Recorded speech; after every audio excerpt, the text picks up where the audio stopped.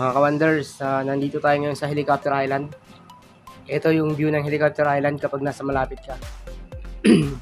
So, sobrang ganda, sobrang linaw ng tubig mga ka-wonders. Tingnan nyo naman kung gaano kaganda yan. So, kapag amihan na mga ka-wonders, medyo pangit yung area to kasi nga sobrang lalaki ng alon sa harap nito. Ayan, may mga parting din na bangka mga ka-wonders. So, wala kang masasabi sa beach na to mga ka-wonders, especially sa snorkeling. Meron siyang mga snorkeling area na maganda, may mga pawikan, sari-saring isda yung makita mo. Kaya mga ka-wonders, so may parting na bangka, galing yan ng bayan. So, ganito kaganda dito mga ka-wonders.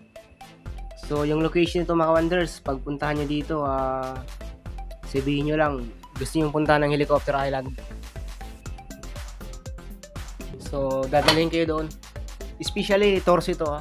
Pag package nyo Torse, marami kayong pupuntahan. 5 yung pupuntahan yung area. 5 place yung bibisitahin nyo. So, yan mga ka-wonders, sobrang linaw ng tubig.